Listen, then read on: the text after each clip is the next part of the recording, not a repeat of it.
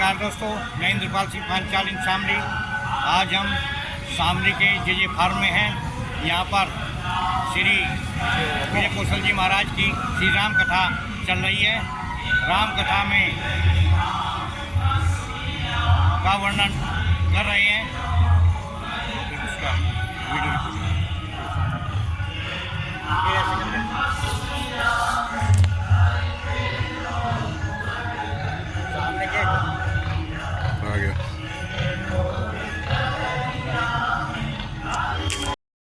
शुरू में जब जुड़े की तो फैशन अब तो खत्म हो गई। हमको मालूम है 66-67 में हमको याद है कि उस समय कई बहनें जूड़ा बनाती थी, कुछ नहीं मिलता था तो सेब या टमाटर रख लेती थी ऐसा। और कई किसी बूढ़ी माँ के पैर छुए और माँ सिर पर हाथ रख के बूढ़ी दादी कहती है सुहागिन बनी रहे बाप बेटा हो, ऐसा हाथ मारती टमाटर ही फूट जाता था। बहुत तमाशे उस समय होते थे, अखबारों में आया था।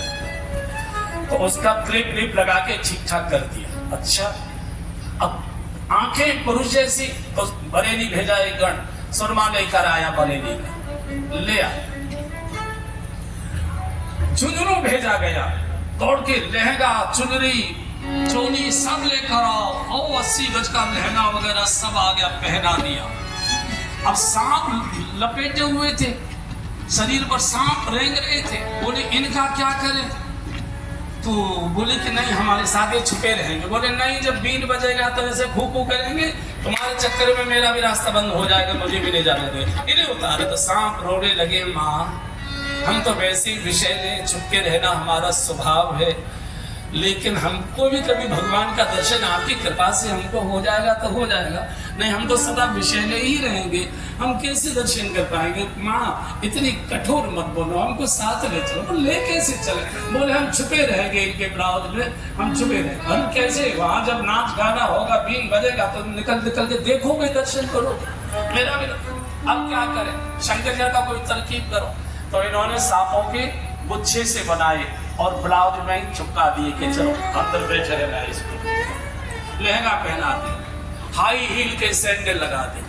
अब चिलम पीते पीते होठ बड़े काले थे उनके, तो महिला के होठ तो इतने काले होते नहीं। अब इनको कैसे करे? तो लिपस्टिक के डिब्बे मंगाए गए, कोई सूट ही न करे, न लाल सूट करे, न पीली, न हरी, न नीली, कोई सूट ही न करे, न गुलाबी। तो चॉकलेट कलर की लिपस्टिक मंगाई गई और पार्वती ने कह दिया घूंघट उठाना नहीं, चाहे कोई कितना ही कहे, ज्यादा तूफान मत बचाना, खड़े खड़े ही मटक लेना, नहीं तो पोल खुली तो मेरे भी रास्ते बंद हो जाएंगे। और यहाँ से चले शंकर जी भगवान का रास देखने। बहन लोगों को बहुतों को याद होगा ये भजन, सब प्यार से गाइए। एक दिन वो भोला भंडारी बन के नारी रास में आ गए, रास में आ गए। एक दिन वो भोला भंडारी बन के ब्रज की नारी रास में आ गए, रास में आ गए। पार्वती जी बना के आई, नाई माने त्रिपुरारी रास में आ गए,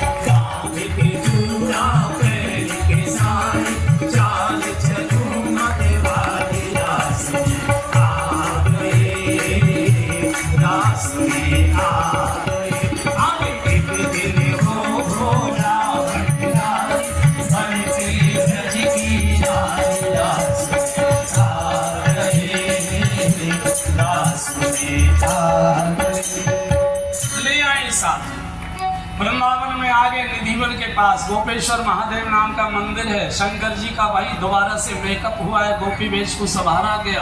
जो पैदल चलकर आए थे तो पसीना में सारा का सारा मेकअप छूट गया, पहुंचा मुंह तो सारा मेकअप।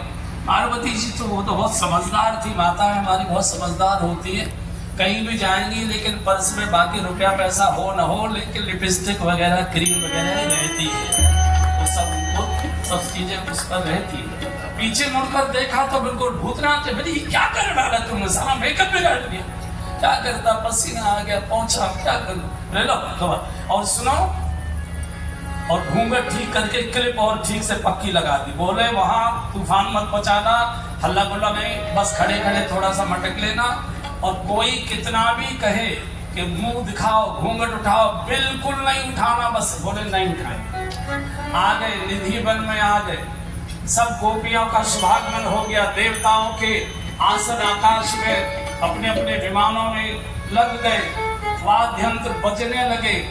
राधा जी अपनी सखियों के साथ निधिवन में प्रवेश कर गई। और जैसे ही श्याम सुंदर का प्रवेश हुआ, रास का डंका बजाता था, थे ताता थे ताता थे ताता। अब शंकर जी को तो संगीत का अभ्यास नहीं था मेरी तरह, तो बम धमा बम बम ऐसे अभ्यास ही नहीं था। सबके ताल स्वर बिगड़ गए, नाच रुक गया। हम दोनों तबले वाले और मैं एक से ही है, दोनों एक से। तो सबके ताल स्वर बिगड़ गए, तो रास रुका। भगवान ने कहा श्री जी ऐसा लगता है कोई नई गोपी आई है क्या? उसने ताल बिगड़, तो दूर खड़े थे, दूर घूंघट काट वैसे बोले लगता है वो जो कोने में खड़ी है गोपी वो शायद नई लग रही है। बोले जरा जाके देखो। राधा जी ने कहा आप ही जाओ। और जैसे ही भगवान चले, पार्वती जी जो सखियों में खड़ी थी जोर से मटक,